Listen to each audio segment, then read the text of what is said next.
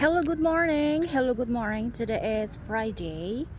Today is Friday, 21st October 2025. Now time is about beep and a beep beep today. Oke, gimana kabar kalian hari ini? Di sini sekarang cukup panas ya.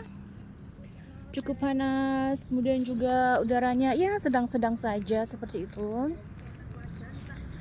Dan seperti biasa di hari Kamis kemarin saya sudah upload ke thread Coach Sandra. Kali ini bahas tentang manfaat sauna setelah nge-gym.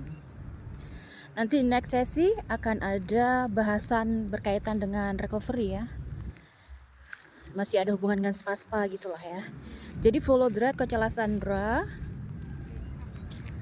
secara gratis. Dan kalau Anda ingin konsultasi silakan klik link in bio. Oke? Oke. Bagaimana manfaatnya nih sauna?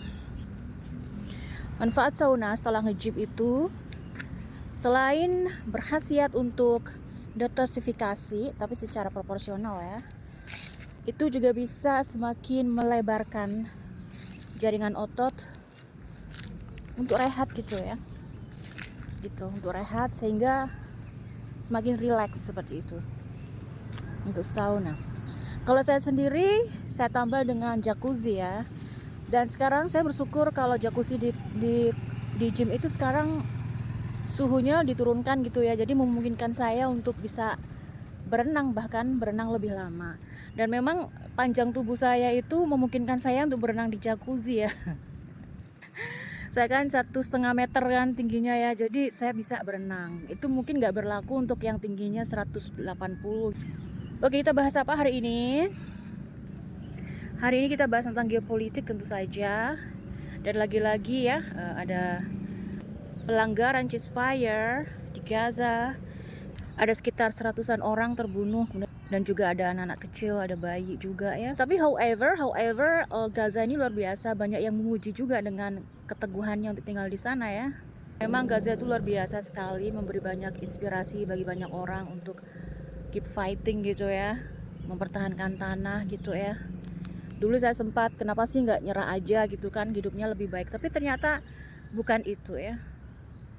Ya, setiap orang itu beda-beda dalam daya tahan dia mempertahankan apa yang dia cintai gitu ya. Kita nggak akan tahu kalau kita nggak ngerasain sendiri gitu ya. Kalau kita kan level-level kita kan level-level yang hidup enak-enak gitu ya. Beda dengan level pejuang kayak mereka gitu ya. Orang kayak kita udahlah, kita level-level apa sih dalam menjalani hidup ini ya, dibanding mereka yang tingkat tinggi dalam mempertahankan hidup karena dia menghadapi banyak tekanan. Dan orang-orang seperti ini DNA-nya kalau nggak karena DNA kebahagiaan nggak akan bisa bertahan sejauh ini. Karena memang DNA leluhur itu juga berperan ya dalam membentuk satu generasi gitu. DNA leluhur orang-orang yang bahagia, yang happy, yang secure itu akan selalu secure di mana kondisi pun dia berada gitu. Beda dengan DNA orang-orang yang insecure. DNA orang-orang Jewish yang leluhurnya itu di gas chamber adalah DNA orang-orang insecure. Sedangkan DNA orang Palestina yang adem ayem seperti itu ya adalah DNA orang-orang secure. Sehingga ketika menghadapi peperangan mereka itu jauh lebih kuat, lebih tenang gitu. Karena dalam jiwa mereka itu secure. Di sisi lain, jiwa-jiwa orang yang secure jika dia berperang, ya akan merasa gak aman terus gitu. Korban hanya satu dibalas dengan ratusan kali gitu ya. Dan itu ciri-ciri orang yang insecure, bahkan gak waras gitu ya.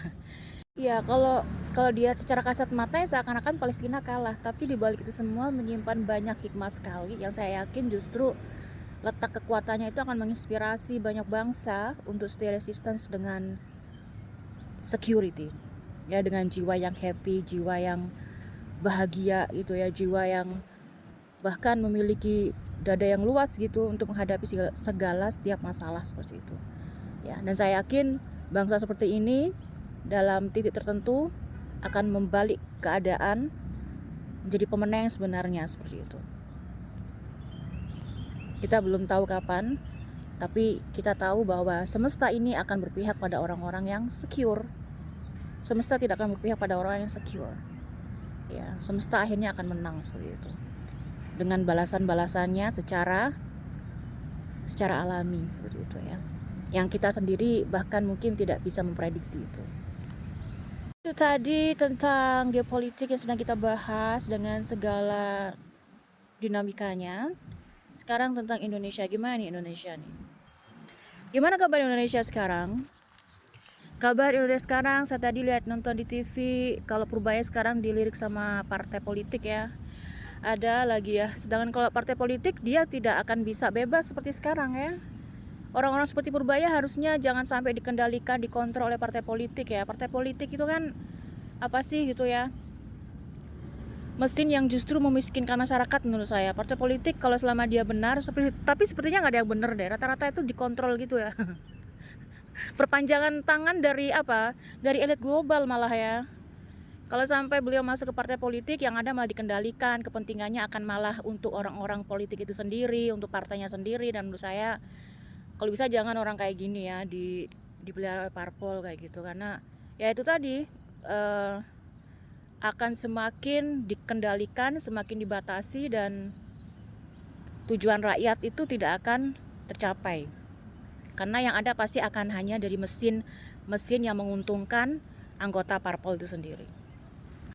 Oke, sekarang tentang hiburan nih, tentang hiburan untuk film. Saya off dulu film. Setelah kekecewaan saya dengan film yang saya bahas di sesi sebelumnya, untuk saat ini saya rehat dulu dari film.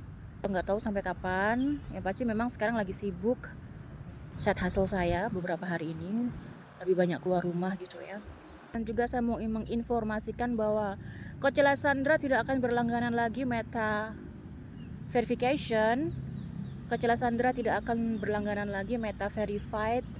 Ini adalah sikap saya untuk memboikot Meta atas keterlibatan dia dalam genosida, karena dia telah terbukti sangat pro Israel ya, sehingga ya saya akan gunakan Meta untuk fitur yang gratis saja, tapi untuk membayar sepertinya saya tidak akan membayar untuk Meta.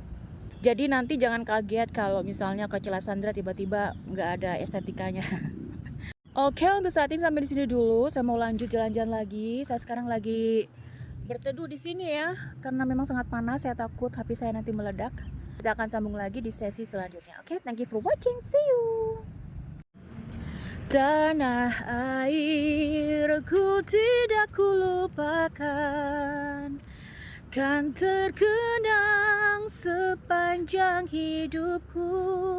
Biarpun saya pergi jauh, tidak akan hilang dari kalbu.